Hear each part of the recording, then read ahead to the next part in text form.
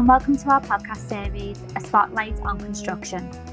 In this episode, which is themed around the Construction Playbook, we will be joined by two great guest speakers. John Welch, Deputy Director of Construction from the CCS Construction team, and Phil Brookes, Crown Representative from the Markets and Suppliers team in Cabinet Office. John and Phil will be helping to unpack exactly what the Construction Playbook is, why it's important, and how CCS can support you in understanding the 14 key policies and how they fit into your procurement process.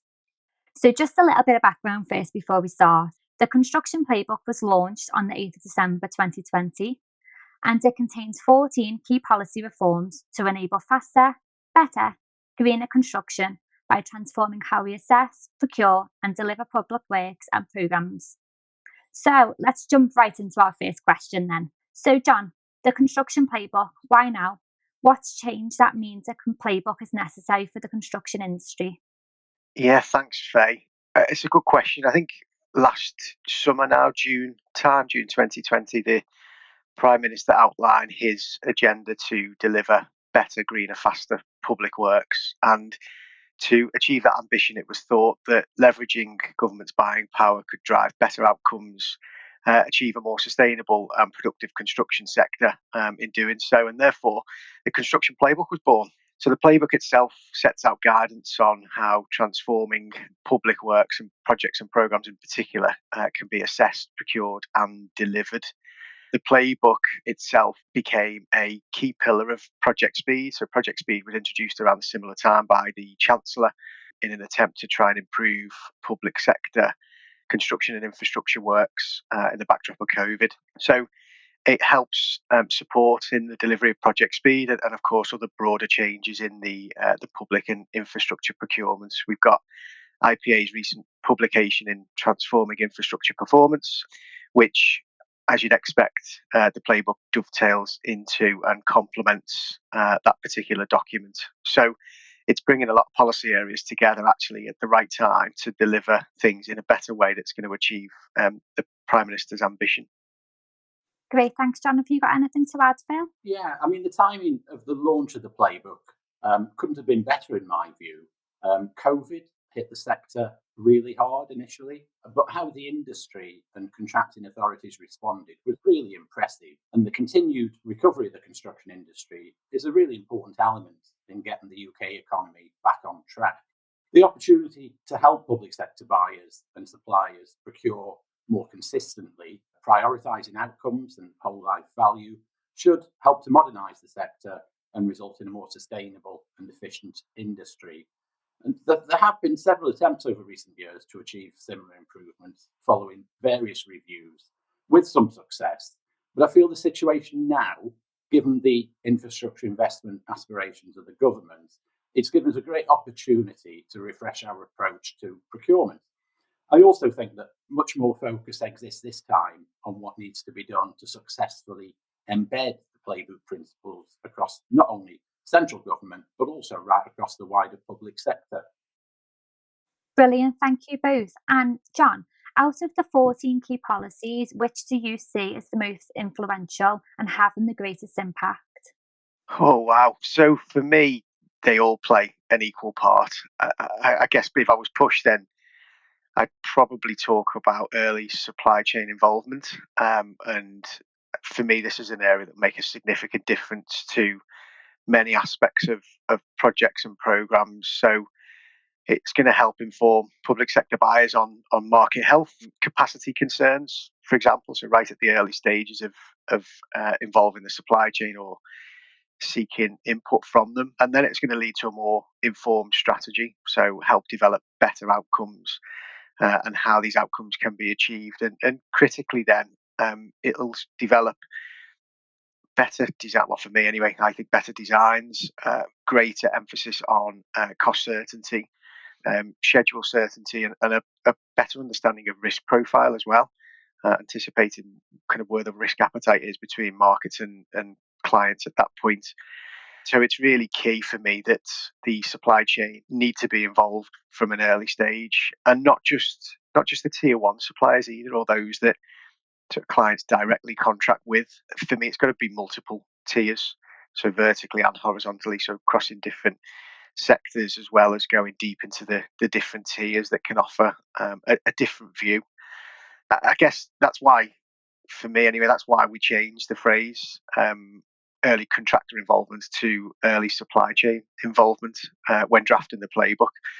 I mean, as I've said, equally, they're all important, and I might come back to one or two others in a sec. I'll let Phil come in now.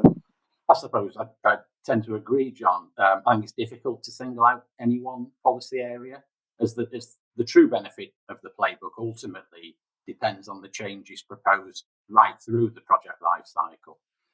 Although, having spent 30 years in the sector as a contractor, the one that would have made my eyes light up would have been portfolios and longer term contracting.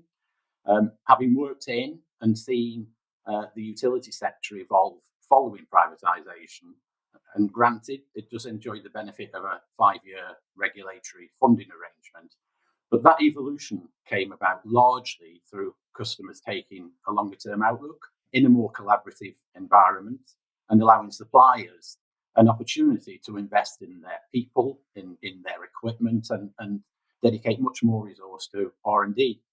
I appreciate that we've got different challenges, partly due to the political cycle and funding constraints. But if we can clearly demonstrate the achievable benefits of a long-term programme approach, I don't think those challenges are insurmountable. Procuring at programme level can help deliver efficiencies in the delivery of projects and should help generate successful outcomes for all the parties involved. We're already seeing some great examples start to emerge in a number of departments, and we really need to see those programmes demonstrate a step change in our approach and a step change in the outcome, and whether that's time, cost, quality, or all three. Great, thanks, Phil. And John, did you want to touch on some examples? Yeah, if that's okay, Faye. I think just building on a point Phil's talked about there around collaboration, another policy area I'd probably draw out is around effective contracting. The collaborative forms of agreement that the playbook talks about and that are available in the industry, including the alliance forms, will support all successful outcomes. So at Crown Commercial, we've used FAC1, so Framework Alliance Contract 1, and this creates alliances at framework level. And we've used it across all 4 of our construction agreements, and we're using this to try and solve problems. So we've introduced some things called strategic focus groups. These are in areas like carbon net zero or modern methods of construction. We've even catered for customers to create their own strategic alliances. So their own programs can be procured on a long-term basis, with parties to the alliance being incentivized against common objectives and success measures. So for me, the collaborative way of trying to deliver things involving the supply chains early and procuring on a longer term basis helps achieve everything that's set out in the playbook. Brilliant, thanks, John. And can you give us an example of where you've seen early implementations of the Construction Playbook policies, and also how CCS has been involved in this? Or Phil, John, whoever wants to go first. Look, the one that immediately springs to mind for me is the approach that MOJ have taken with their 4 Prison Alliance. They've made great progress recently, actually, in a number of areas during the construction of the new prison at Wellingborough. And in particular, the work they did with modern methods of construction. But I think they've moved things to a different level with the Alliance. They identified the different strengths of each of the 4 Alliance partners and are using those complementary skills in the interest of the Alliance overall.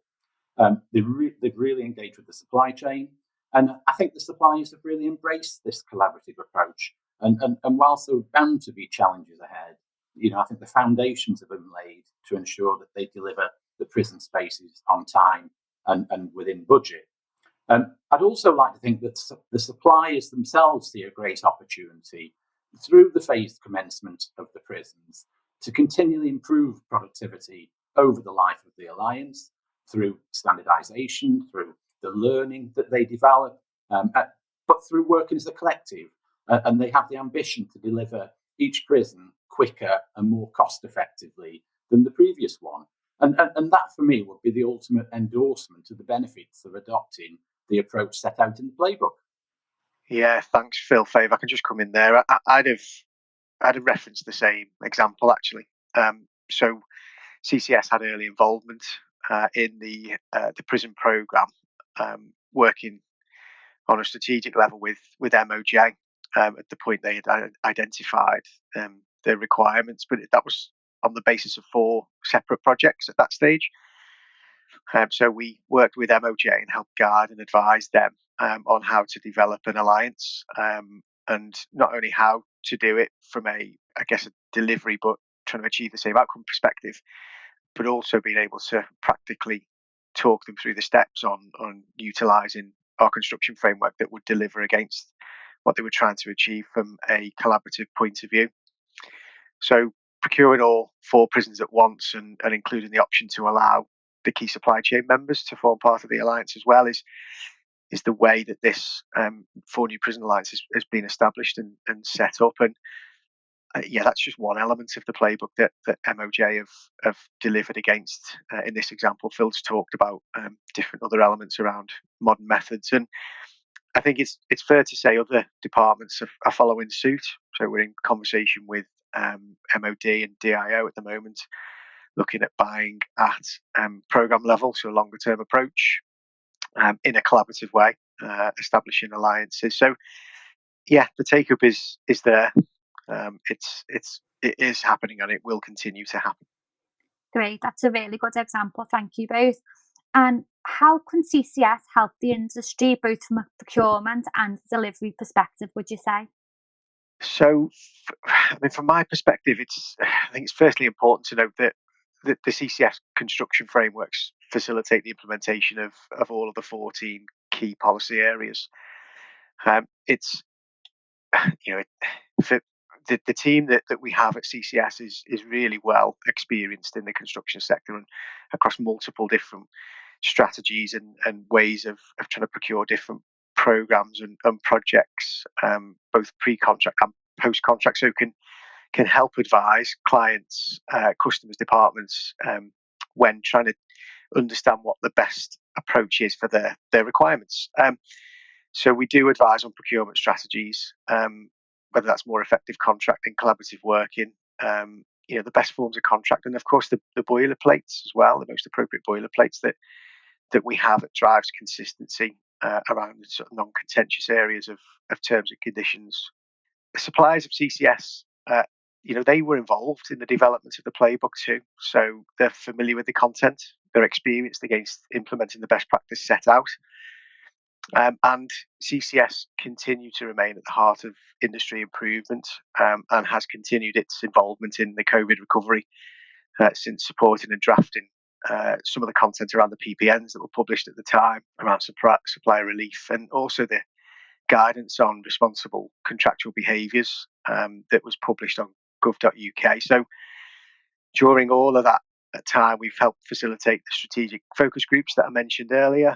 We continue to work with all of our suppliers and customers collaboratively to help create a more sustainable and efficient industry. So I remain with Phil, part of the implementation steering group on the playbook. So we're continually learning and trying to influence in that process as well.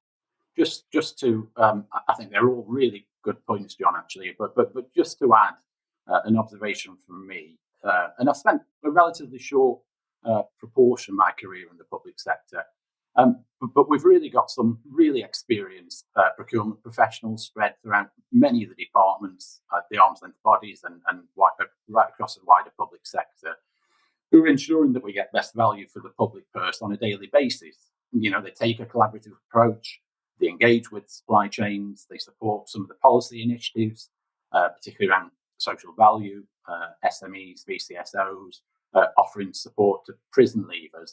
And they're taking on the net zero challenge and delivering great infrastructure assets. But the best teams are also very aware of services and advice that they can tap into in the centre.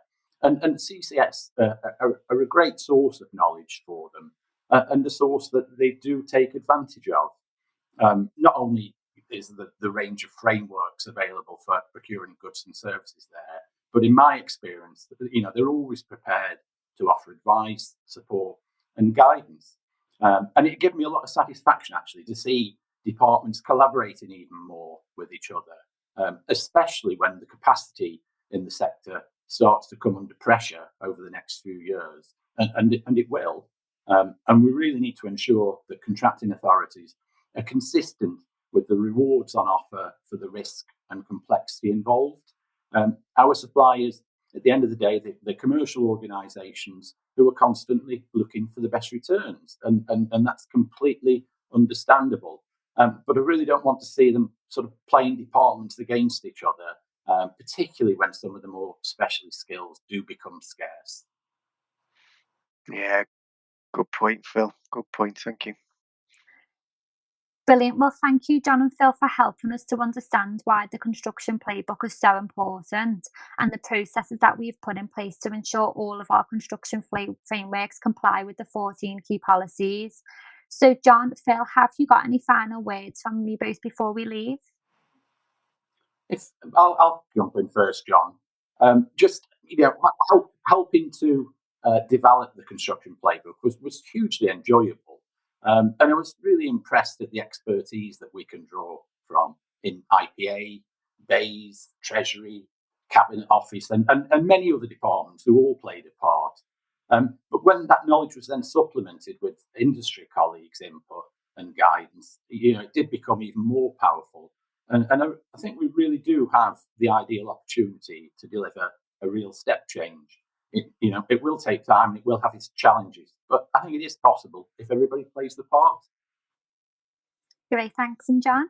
Yeah, thanks, Phil. I totally agree. I think there's a couple of things for me to draw out really that are just as important as the 14 sort of key policy areas that are embedded in the playbook, and these are the cross-cutting priorities that are also embedded. So this is health, safety and well-being, building safety and build back greener. So CCS can help in all of these priorities. And I guess for me, our next sort of step in CCS is to support the implementation of Building a Safer Future Charter.